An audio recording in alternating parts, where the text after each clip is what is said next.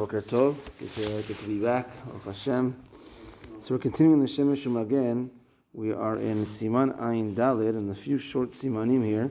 And as we mentioned, we're going ala seder in order here. So actually, he's talking about Nerot Hanuka, but we're going to go from Hanuka to Purim to Succot, all in one recording. All right. So quickly, he says when it comes to Hanuka, we have to, just like all the mitzvot we do over la siyatan, we say the bracha first, and then we do the action. So therefore, he says all three brachot have to be recited. It's on the first night of Hanukkah, and then you light the menorah, as opposed to after lahadlik ner shel Hanukkah, then you light it while you're saying Al Nisim or while you're saying Shechayanu. You have to wait to all three, and then you light the menorah. Second thing he says regarding Purim is that the Ben Ish Chai's opinion when it comes to Mishloach Manot is two items. It's good to have a review once in a while, even if it's not the time of the year, you know. So he says that we know Mishloach Manot is you have to give two food items to a friend. So the Ben Ish Chai's opinion is if those two food items are in one basket, which is most of the situation that we do nowadays, he says that's considered like one item.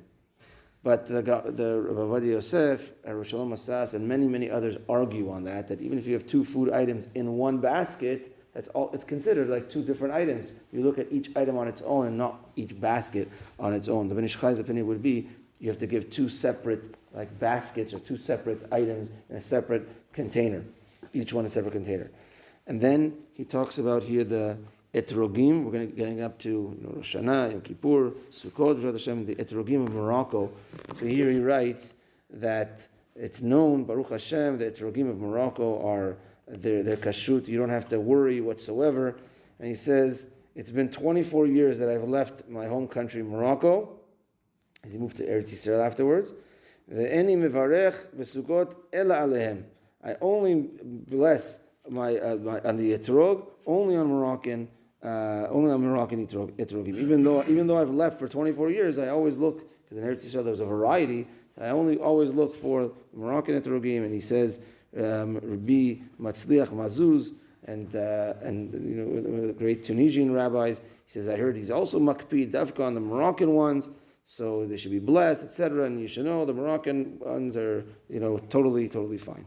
And then he ends with one last thing, is regarding Chazarat Hashatz. A few topics here all in one. So he says that the Chazara of the Amida is so important, and he quotes Rabbi Ovadia Yosef by saying the following: En levatel otam, veyesh lochech lemedabrim b'chazara. We should not mevatel chazara. You could say, okay, let's do a short Amida, get rid of the Chazara, because people are talking. He says, no, even though there are people talking, he says, try to tell the people that are talking not to talk. It's better to keep the Chazara than to get rid of the Chazara because of the talkers. And it's better, even if there's talkers there, just to try telling them to not talk. That's better than getting rid of the Chazara in and of itself.